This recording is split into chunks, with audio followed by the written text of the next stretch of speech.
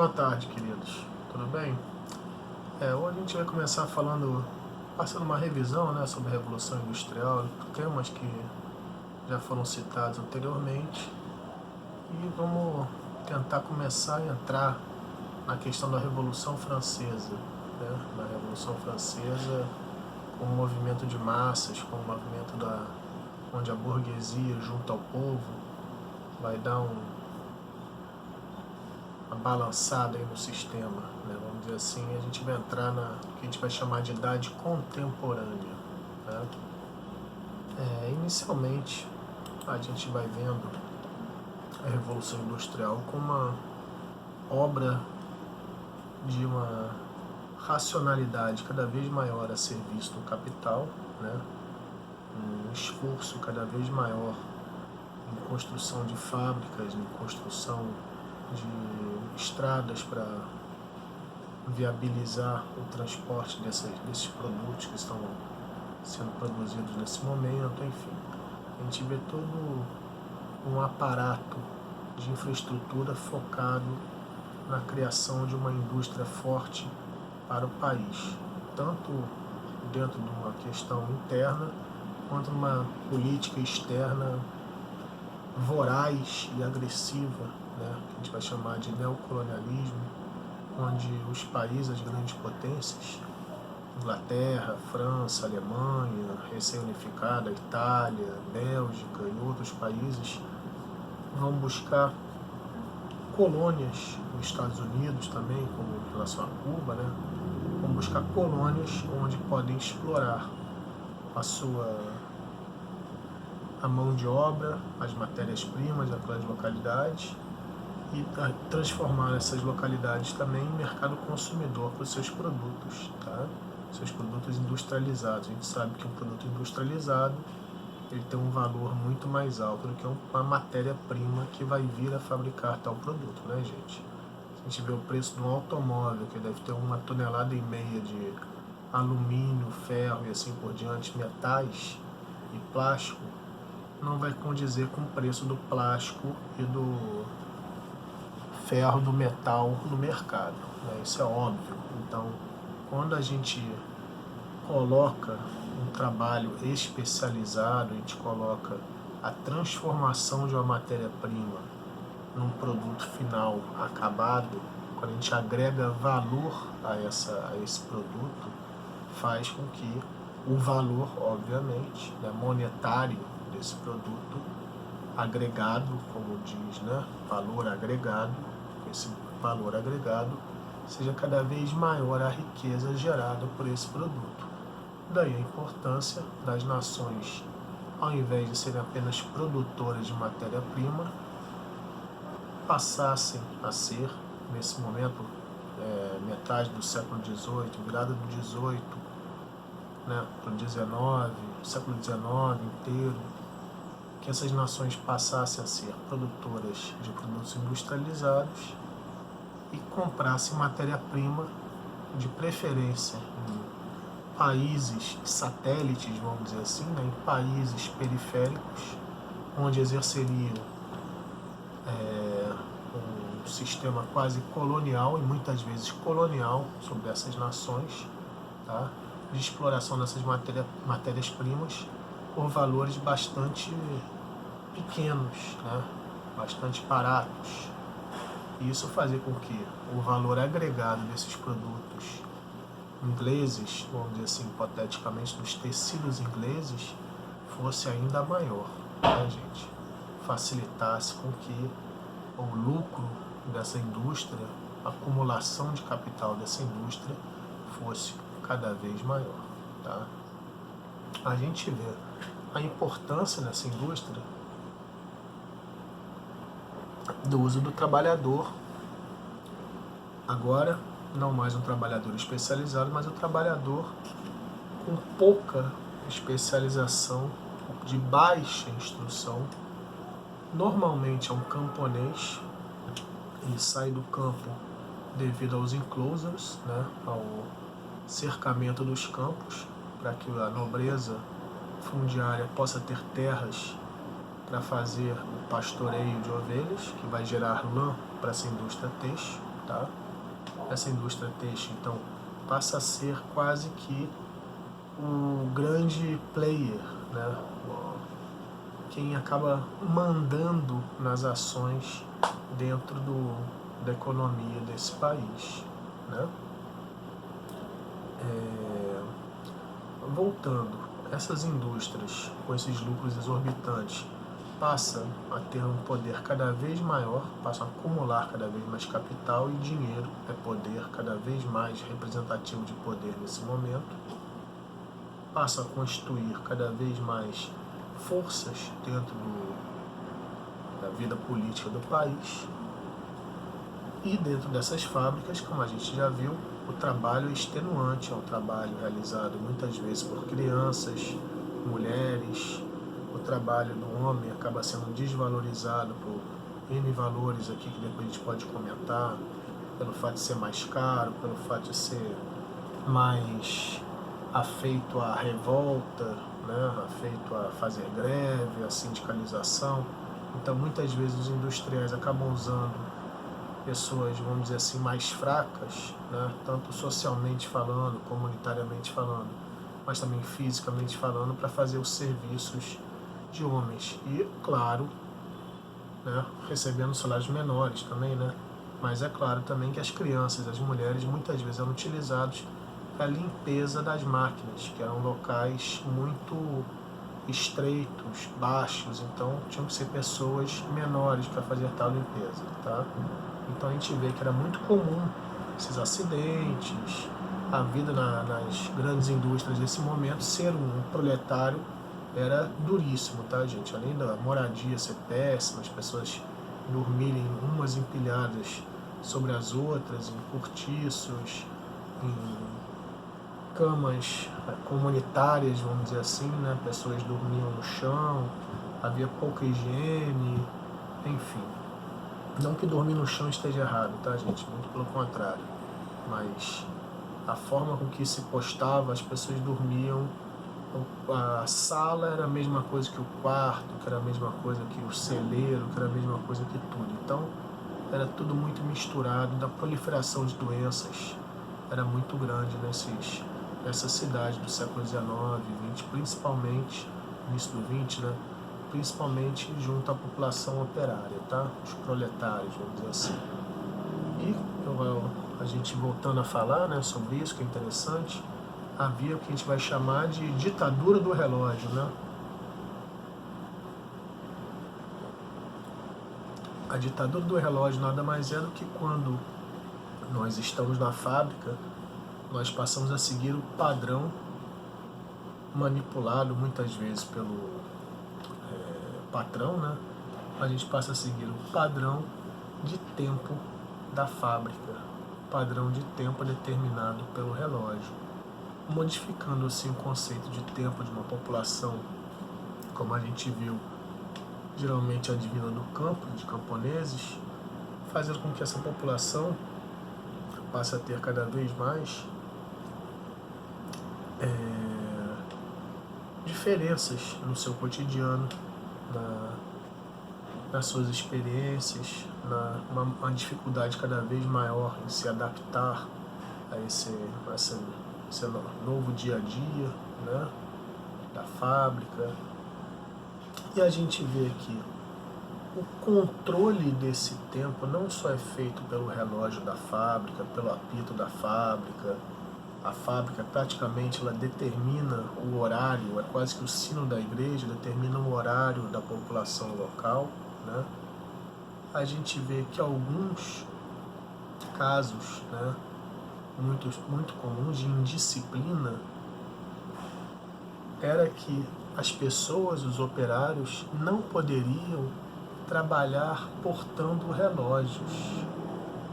Por que isso? Se as pessoas estivessem trabalhando sem saber a hora, principalmente durante o inverno, o trabalhador teria o empregador teria um trabalhador alienado do controle do seu tempo, trabalhando cada vez mais, né? A gente pega um textozinho aqui do Thompson e a gente vê pela visão dele, né? Que na realidade não havia horas regulares. Os mestres e os gerentes faziam conosco o que desejavam. Os relógios nas fábricas eram frequentemente adiantados de manhã e atrasados à noite. Em vez de serem instrumentos para medir o tempo, eram usados como disfarces para encobrir o engano e a opressão. Embora isso fosse do conhecimento dos trabalhadores, todos tinham medo de falar, e o trabalhador tinha medo de usar relógio, pois não era incomum despedirem aqueles que ousavam saber demais sobre a ciência das horas. Para a gente ter uma ideia que o trabalhador não deveria ter controle sobre o seu trabalho em momento algum, né? A gente vê que esse empregador, o industrial, ele deseja extrair desse trabalhador o máximo de trabalho, o máximo da sua força de trabalho para gerar riquezas para esse industrial. A gente nesse momento ainda não tem a divisão da fábrica, como a gente vai ter no Fordismo, né? A linha de montagem, que é quando as várias atividades, várias etapas de construção de um produto, elas são divididas e passam de forma constante à frente do trabalhador, do operário. O Henry Ford criou essa linha de montagem, imaginando ser possível repetir o que ele viu num açougue, ele viu numa linha de desmontagem, vamos dizer assim, que era um açougue, quando a gente desmonta, desfaz, limpa, né? Destrincha, vamos dizer assim, destripa, né? Tira as tripas do bicho, né? Parte o bicho em vários pedaços, limpa ele e vai, tira o couro, tira isso, tira aquilo, e seguindo etapas, durante um período, o trabalhador realiza essa atividade. Henry Ford, no início do século XX, vendo essa atividade, ele vê que a melhor forma de extrair do trabalhador a sua força de trabalho seria adotando essa linha de montagem, tá? O Taylor, posteriormente, né, vai acabar pensando, Henry Taylor vai acabar pensando que é mais fácil a gente colocar pessoas cada vez mais especializadas para fazer aquela atividade, também numa linha de montagem que seja, tá? Mas especializar aquele trabalhador, porque ele vai fazer de forma mais eficiente, mais rápida, do que você colocar, no caso do Henry Ford, sua linha de montagem, qualquer pessoa sem instrução ou com instrução para fazer aquela atividade mecânica, tá? Então a gente vai vendo evolução aí no tratamento dado ao trabalhador. Nesse momento a gente vê que o trabalhador não possui direitos, vamos dizer assim, ele não tem direito a férias, não tem direito a 13º, não tem direito a feriado, não tem vários direitos comuns ao mundo trabalhista de hoje, tá? Então, nesse momento, no início da Revolução Industrial, meio do século XVIII para o XIX, a gente vai ver surgir os primeiros movimentos de trabalhadores urbanos, tá?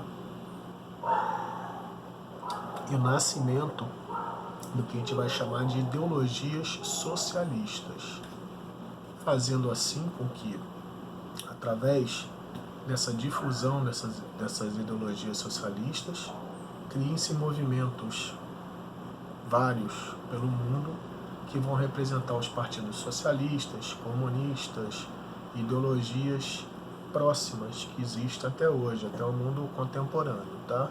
Que vão surgir nesse momento quando os trabalhadores se unem em sindicatos para poderem lutar por direitos como 8 horas de serviço diários, direito à licença por saúde, alguma estabilidade, algumas defesas que o trabalhador não possuía, tá? Começa pelo movimento cartista, ainda lá no século XVIII, e vai seguir até os dias de hoje, né? Onde nós vemos uma inflexão aí na questão dos direitos do trabalhador, tá? Dentro desse contexto, né, a gente vai vendo a França A França é um país que está também um país bastante colonialista, como a Inglaterra, não vamos mentir não, que a Inglaterra também é um país que vive muito de suas colônias, tá? Mas a França é um país colonialista, um país ainda muito baseado no antigo regime. Ele ainda já tem uma indústria, mas uma indústria bastante incipiente, bastante nova, bastante pouco estruturada, tá? Então, a França ainda vive num mundo onde há privilégio básico, onde há uma distinção básica social pela questão do nascimento, tá? A gente divide a sociedade entre primeiro, segundo e terceiro estados, tá? Essa questão de primeiro, segundo e terceiro estados se baseia na questão social e na questão genética, né, de nascimento, hereditária, vamos dizer assim, né? O primeiro estado são os clérigos, mais ou menos 0,5% da população. O segundo estado seria composto pela nobreza, né, que seria a alta nobreza, né, e a